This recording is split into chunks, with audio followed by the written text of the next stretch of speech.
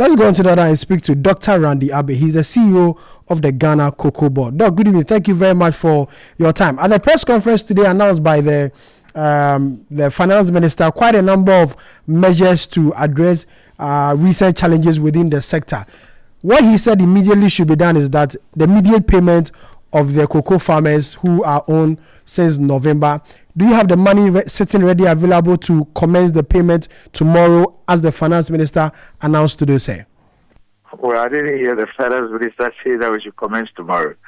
But yes, we are in the process of sorting out the liquidity. So I'm sure that in the next few days, we'll be able to start that activity.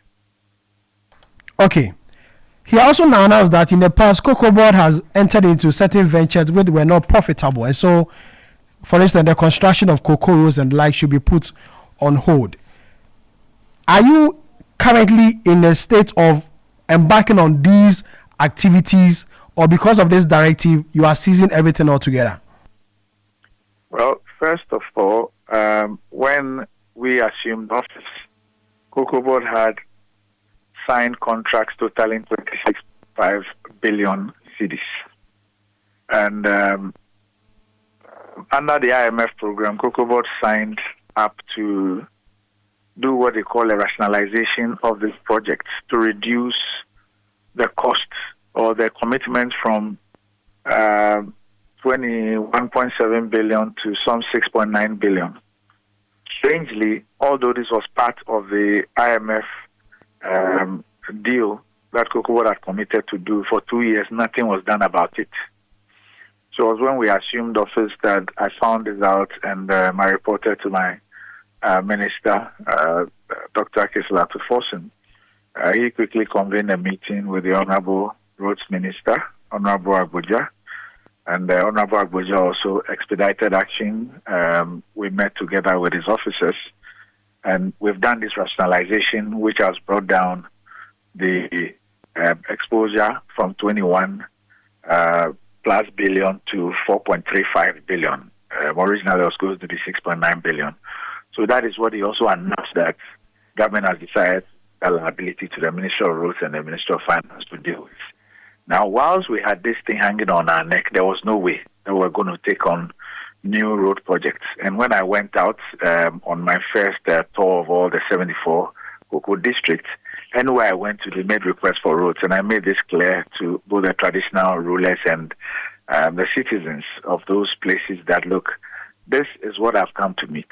We don't even know how we can deal with this. And therefore, I do not think that I'll just be in the habit of signing contracts just to please people when we do not have budget provision for that, and we are not also capable of sorting this out financially.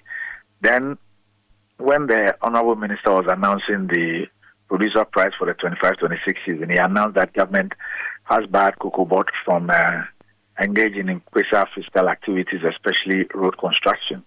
And so what he reiterated today really was to the effect that this was going to be actually legislated in the new COCOBOD Act. And he announced that government of Ghana had taken a $500 million World Bank facility to do agricultural roads and could fall within this project. And therefore, cocoa roads will also be taken care of as far as this project is concerned. This is supposed to be a phase one.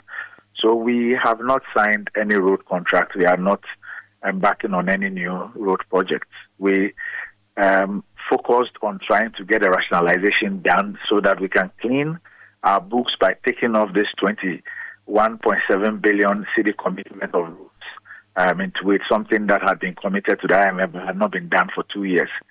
Fortunately, we've been able to successfully do this, and the next leg had to do with finding the resources to then close off this so we can completely clean house. And Cabinet gracefully agreed to move this from COCOBOD because we do not have the financial capacity to pay these monies, although we have done the rationalization exercise. So once the Ministry of Roads and Ministry of Finance deal with this, then we would have closed the chapter on cocoa roads by COCOBOD. You believe this might have caused the current challenge we have because of the finances you do not have? That's why we have the current challenge? Well, obviously, you cannot spend what you don't have. You cannot spend what you cannot generate. You cannot commit yourself. I mean, if you look at the average releases from the Producer Price Review Committee for Cocoa Roads from 2014 to 2024, the average releases will be about 430 million cedis per year. How on earth do you go and award contracts of 21.5 billion just in 3 years? 2018, 2019, 2019, 2020, 2020, 2021. In those 3 years, you award contracts of 21.5 billion. If you are getting average releases of 430 billion, that you expect to pay this in 47 years without signing new road contracts. Meanwhile, the road contracts you signed had durations of between 24 months and 36 months. And in these contracts, you said that once the projects are completed and the certificates given to COCOBOD had 90 days to pay. And after these 90 days, failure to pay would then attract interest. I mean, how do you do this? How do you saddle a company with this kind of financial distress? So obviously, and even the 32.91 billion that we talk about, the component of that is associated with Cocoa Roads is only 4.4 billion. Those are the certificates sitting at our cash office. But the contracts that actually have been signed over the period are about 21.7 billion. Doc, the finance minister announced that there's going to be a new COCOBOD bill which will be laid before Parliament. What will entail this new bill? You kind enough to share some of the details of this bill you intend, not you per se, but then the finance minister and the COCOBOD intends to present to Parliament. Did you say when? No, I'm asking with the details, some of the fine details. Well, it is on its way to cabinet. I don't like to preempt things, but I can tell you that at least the new funding model will feature, the new pricing model will feature, value addition will feature, the protection of cocoa as an economic crop will also feature. Cocoa currently is protected by an AFRC decree done in 1979. The COCOBOD itself is governed by a PNDC Law 81. And so there are a lot of things that have happened, and also looking to the future. There are a lot of things that we need to anticipate and also legislate for or cater for in this act. So broadly speaking, we would see a lot of things that address present and current challenges and objectives.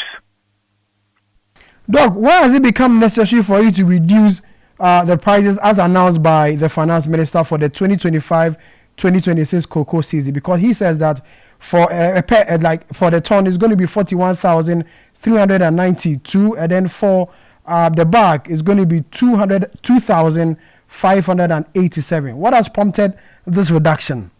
Well, the finance minister made it clear that our bean had become uncompetitive. The model that we currently are using, the model which was used from 2024, is a bias model where it is the bias because the syndicated loan crashed after 23-24. And so 24-25, COCOBOD entered into this buyer-funded model where it is the off-takers or buyers who book contracts, and then they provide between 60 to 80% of the funding which is released to the LBCs to go and buy the beans. And then once it's shipped, they pay the balance of either 40 or 20. So 60-40 in 24-25. In 25-26, it become 80-20 because in 25-26, the farmer share is 70%. Now, so it is the buyers who fund the crop. Once they find that your crop is uncompetitive in terms of the pricing, don't forget that these buyers have access to many, many markets. In Africa, they have Cote d'Ivoire, they have Nigeria, Cameroon, Guinea, Liberia, even Sierra Leone, Togo. Elsewhere, they have Colombia, they have Ecuador, they have Brazil, they have Malaysia, Indonesia. And so your bean is also competing with many beans from many other countries. And so the buyers, you can see, are spoiled for choice. And so why would the buyer want to continue to buy your crop, let's say at 6.4, when they can get it at 4.2? So the buyers had moved from Ghana to other origins. And that is where we had a liquidity crunch. And that is why the issue of, I've given my bean, I've not been paid, my beans are there, there's no money to buy them, because it's the buyers who've been funding the model. That is why when we came into office, it was clear to us that we needed to think through a new funding model because this wasn't sustainable. And that is what we have been working on with the Ministry of Finance to take effect from the 26-27 season. The Finance Minister announced some cost-cutting measures within the Cocoa Board. Would you tell us some of these immediate measures that you intend to implement? Well, we are looking at all the things that we are expected to do. There are some of them that you must put on hold if you can. There are some things that you must freeze if you can. There are some things that you can reduce if you can. So that exercise is ongoing with the Ministry of Finance. Immediately after the press conference, the minority in Parliament also addressed the press, and they are raising two issues. Number one, they say that the current situation that we are having in this country should be blamed on you because of some reforms that you embarked upon at the Cocoa Board. They say that you introduced the spot buying instead of continuing with the forward program that they have been using all this while. And so you should be blamed for the situation we are facing, and the president should sack you. Okay, so the model that we are using today is not a model that I created. It's a model that we inherited. This is a model that they used 24-25. This is the model that they had to create because the syndicated loan model that had been used for 32 years crashed under them in 23-24. For the first time in the history of the syndicated loan, the first tranche of the loan hit COCOBOD's account on the 22nd of December. COCOBOD had defaulted on the cocoa bills and had done had as part of DDEP asked for the how do you even call it? They had asked for the deferment of the payment of this, and then giving haircuts and all that, and the syndicated loan therefore collapsed. And that is how come this funding model came up with the buyers. The buyers book the contract and then they buy. So it is not a model that I created. We came in and we realized that this model was not a model that was sustainable, and we therefore needed a new model, and that is what we're working towards. There is nothing different from what is currently happening to what we inherited from them. The only difference is that the world prices has tanked so much. In fact, before we got into this situation, we had sold about 82% of the projected crop. So what are they talking about? I have not created any model yet. The model that I am working on is what will start 25-26. Dr. Abbey, for the many cocoa farmers listening to you now, what will you tell them? Well, first of all, I know that all the farmers know what is currently happening in the world. First of all, to apologize for the pain, the discomfort, and everything that they have gone through as a result of the liquidity challenges, which was also because the farmers are pulled out here. What hurts me, as far as the cocoa farmers are concerned, is that because of decisions that were taken in 2024, when prices all-time high, 12,000, 11,000, 10,000, 9,000, Ghanaian farmers could not benefit from this because of the rollover contracts that were sold at 2,600, which brought the weighted average of the FOB down, and therefore the 63.9% that was given to the farmer came to only 3,100 at a time when cocoa prices were so high. It's unfortunate that by decisions that were taken earlier, the farmer could not benefit when the prices were so high. Yet the farmer has to go through this at this point. I feel sorry about that. But it is ironic that those who took that decision and could not make it possible for any Ghanaian farmer to say that when global prices went up, once upon a time when global prices went so high up in 2024 and all that, I was able to earn so much to do A or B or C. That really, really hurts me. And that is why we want to bring in a new pricing mechanism to stop this thing once and for all, so that any time there are gains, the farmer benefits, so that we do not pass on our inefficiency and our bad decision making to the farmer. Randy, thank you very much for your time. Randy Abbey is the CEO of the Ghana Cocoa Board.